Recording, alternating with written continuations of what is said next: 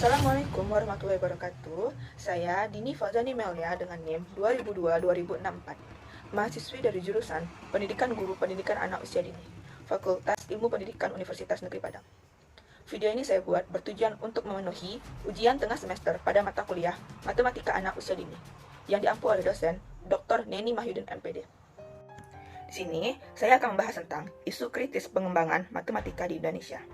Terdapat 2 poin yang akan dibahas. Yang pertama, permasalahan pembelajaran matematika, dan yang kedua, perkembangan pembelajaran matematika anak usia dini di Indonesia.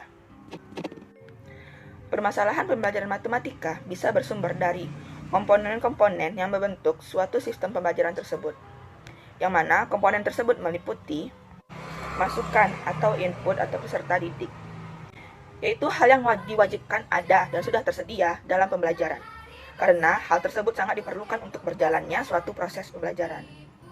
Yang kedua, masukan instrumental, yaitu memuat, pendidik, kurikulum, materi ajar, sarana prasarana, metode atau model, atau strategi pembelajaran, yang mana ini semua adalah faktor yang secara langsung atau tidak langsung mempengaruhi proses pembelajaran. Atau bisa juga disebut masukan yang kehadirannya dan pemanfaatannya diatur untuk mencapai hasil pembelajaran yang diharapkan. Kemudian, komponen lingkungan, yang mana ini adalah dukungan atau keikutsertaan orang tua atau masyarakat sekitar. Permasalahan yang berkaitan dengan peserta didik yaitu meliputi kemampuan awal peserta didik yang belum dikuasai, kurangnya motivasi dan minat anak dalam belajar, yang mana motivasi ini bisa saja berasal dari intrinsik dan juga motivasi ekstrinsik. Kemudian, bervariasinya kemampuan siswa dan juga perbedaan karakteristik peserta didik. Kemudian, masalah yang berkaitan dengan pendidik, seperti banyaknya pendidik yang bukan dari latar belakang pendidik yang sesuai.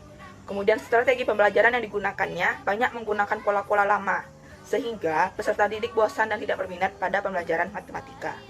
Sedangkan, dapat kita ketahui bahwa tujuan pembelajaran matematika adalah agar anak bisa berpikir logis dan cermat, agar anak mengetahui dasar-dasar pembelajaran berhitung, sehingga pada saat ini anak akan lebih siap mengikuti pembelajaran matematika pada jenjang pendidikan selanjutnya yang lebih kompleks. Maka dari itu, pembelajaran matematika di sekolah perlu mendapatkan perhatian dan penanganan yang serius, yang mana di sini guru-guru bisa merubah metode atau cara mengajarnya kepada anak agar anak lebih tertarik untuk pembelajaran matematika. Dan dukungan orang tua juga perlu dalam pembelajaran matematika ini. Selanjutnya, pembahasan yang kedua, yaitu perkembangan pembelajaran matematika anak usia dini di Indonesia. Perkembangan pembelajaran matematika di Indonesia sangat memprihatinkan, yang mana ini dikarenakan rendahnya penguasaan teknologi dan kemampuan sumber daya manusia di Indonesia untuk berkompetensi secara global. Padahal, Indonesia merupakan sebuah negara yang memiliki sumber daya alam yang melimpah, tetapi masih rendahnya kemampuan anak di Indonesia di bidang matematika. Mereka masih beranggapan bahwa pembelajaran matematika itu sulit, serta kurangnya jumlah pengajar yang mengikuti perkembangan matematika. Ada 6 cara kreativitas mengajarkan matematika untuk anak. Yang pertama yaitu gunakan dramatisasi, yaitu seperti bermain drama, yang mana ini sesuai dengan karakteristik anak. Kemudian, gunakan anggota tubuh anak. Yang ketiga, gunakan mainan anak. Yang keempat, gunakan buku cerita atau sambil bercerita. Yang kelima, gunakan beragam strategi. Dengan beragam strategi, anak tidak akan bosan dalam pembelajaran matematika. Dan dalam pembelajaran matematika, guru atau orang tua bisa mengajarkannya dengan metode mengajar matematika yang menarik. Yaitu yang pertama, bisa dengan berdiskusi. Yang kedua, menghubungkannya dengan hobi anak. Kemudian, bisa menggunakan teknologi. Yang mana dapat kita ketahui bahwa pada zaman saat ini, sudah banyak teknologi yang berkembang. Kemudian, yang terakhir, dengan metode bermain game edukatif. Dalam pembelajaran matematika, tentu ada konsep-konsep yang bisa dipahami anak, dan ada yang belum bisa dipahami anak.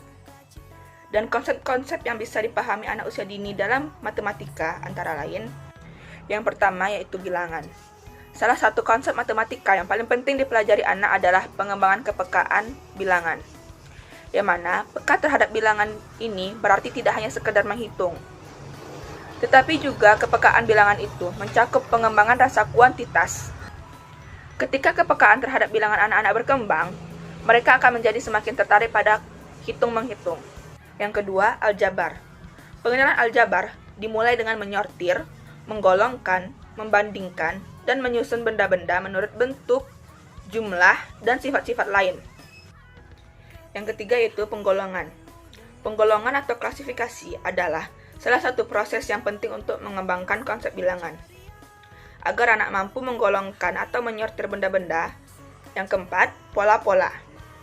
Mengidentifikasi dan menciptakan pola dihubungkan dengan penggolongan dan penyortiran. Anak mulai melihat atribut-atribut yang sama dan berbeda pada gambar dan benda-benda. Kemudian yang kelima, geometri.